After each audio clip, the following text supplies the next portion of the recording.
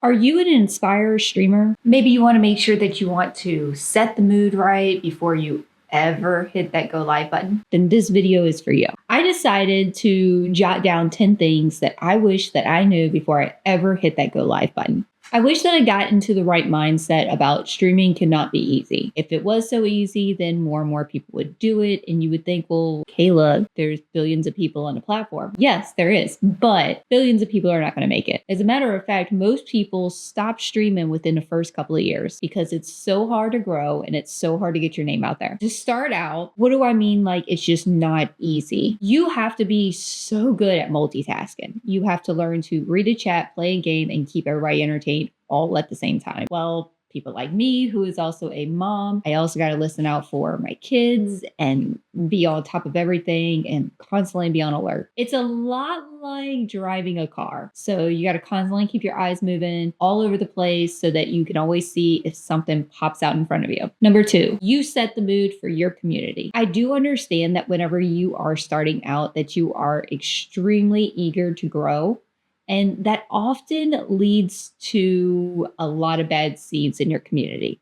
Now, you're probably wondering, what does it mean by set the mood? If you are a streamer that does not curse, that does not like any kind of banter whatsoever of that nature, you have to set that tone. I would say ban every single curse word. I would make it completely PG-13, make it kid-friendly. I used to let people get away with everything. Now, what do I mean by let everybody get away with everything? I mean it more so along the lines of, I didn't care how people treated me. I didn't care how people treated my chat. I looked at it this way. I had people in my chat. There is a big downfall to that. If we look at the way I stream today versus the way I streamed back then, today, I don't care if you donated $1,000 5 minutes ago. If you break my rules, you get banned. That is something I've always tell people. You are not above the rules that I have. So I set the mood to keep everybody in line. Whatever you allow will happen. Number 3, create merch. I say this time and time again, as you start growing, create yourself a Discord, make sure you're on socials, but you also need to make sure that you create merch. Now, I use Canva to design all of my merch. I literally just create it into Canva and then download it and then upload it how I want it positioned on the shirts and stuff. I currently use Fourth Wall. I really like Fourth Wall, and it's also integrated with Stream Elements. So if you want the alerts to go off, you can. I did not make merch until the last 4 years of me streaming, and I have been streaming for 9 years. So I missed 5 years of a possible piece of income just because I was too stubborn to create merch. And I also never knew what people would want. You can make it as simple as just your name going across. I mean, look at somebody like Unspeakable. Unspeakable literally has Unspeakable written across all of his designs.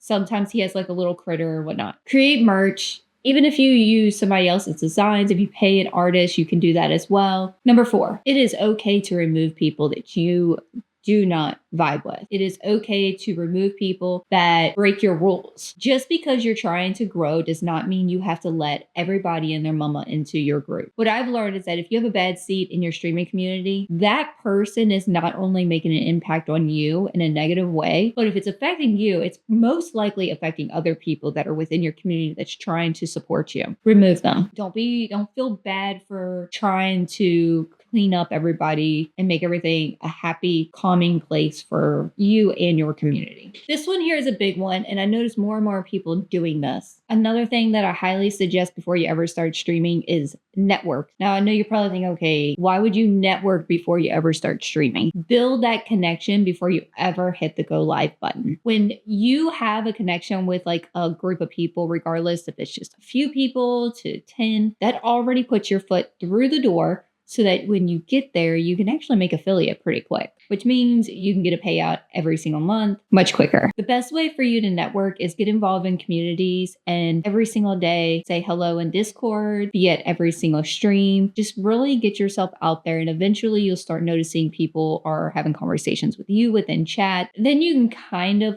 depending on how close you are with everybody, you can start being like, hey, I'm considering to start streaming and this is the first day. And depending on the streamer, they might actually make an announcement in their Discord flood your stream so that you're able to get a little bit of an upper hand and boost you up. What a lot of streamers like to do is when we know that one of our own in the community is starting to stream, we like to make sure that we're helping them because we don't grow unless we all grow together. It's the best way to have the concept. Another thing that I really wish that I knew about before I ever hit the go live button was to learn about PC technical issues. I wish I understood things about the internet and what all the specs you need to know, and when things break, how to fix them. And when software is not working, what is a good alternative? Like, I really wish that I had all of this. Learn more about software. So when I first started streaming, you only had like a handful of different types of software. And I'm gonna tell you right now, if I knew more about software, I would have spent a lot less time on Slob and would have moved straight to OBS and learned that software. If you watch any of my videos, y'all know I have a very hatred towards that. But I am a big fan of OBS and Stream Elements. And I also, when I first started, I used Wisebot, and I absolutely loved Wisebot only because of this one thing. Wisebot had a bingo, and you had to go like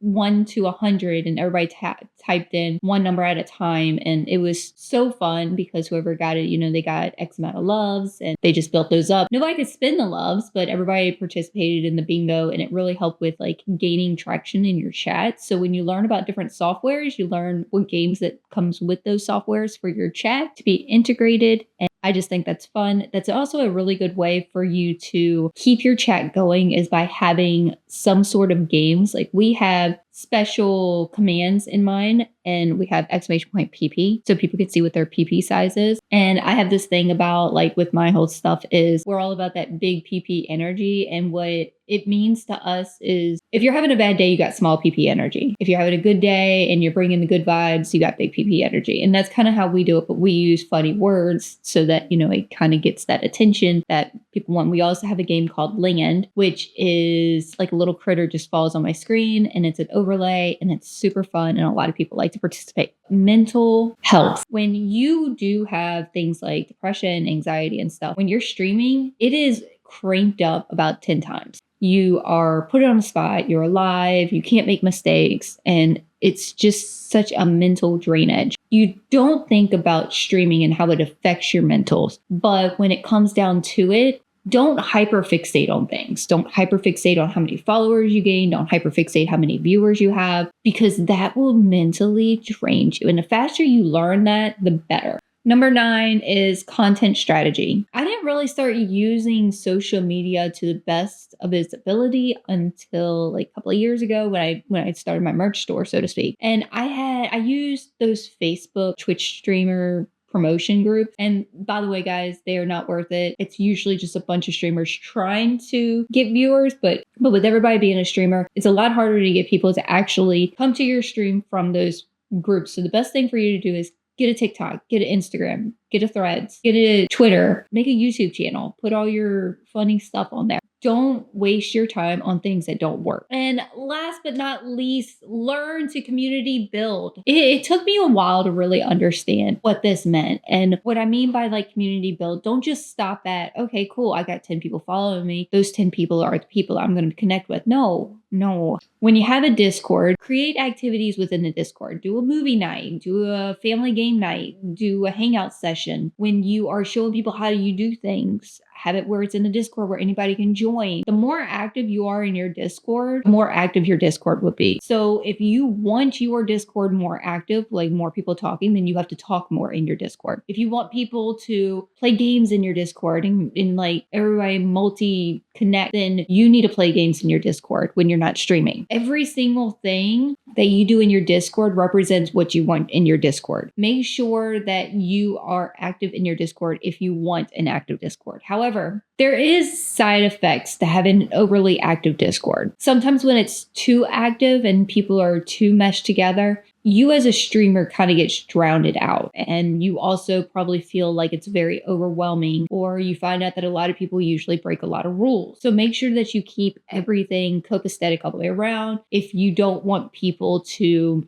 get overly intoxicated, don't promote getting drunk all the time in your Discord because people look at it as almost like a dick measuring contest. That's just me being real with you. This is something I've seen. It's also sometimes off-putting when you have a Discord that's super overwhelming. I know I personally, I don't go to Discords that have a bunch of people and everybody's rambunctious because I'm not a rambunctious person. So I don't want to be around rambunctious people. Once again, just like with stream, you set the mood. So make sure you set the mood also across your socials and in your Discord, because that's the only way that you're going to have a very calming, happy place that you would want to go and hang out at. If this video helped you at anything, if it gave you any form of insight, please go ahead and consider hitting that subscribe button and make sure you follow me on all of my socials. I stream 3 days a week over on Twitch, which is Wednesday, Saturday, and Sunday from 7 p.m. Eastern till about 11 p.m. Eastern. And we play a lot of community games. So if you ever want to come check out my streams, feel free to let me know you came here from a YouTube video. I would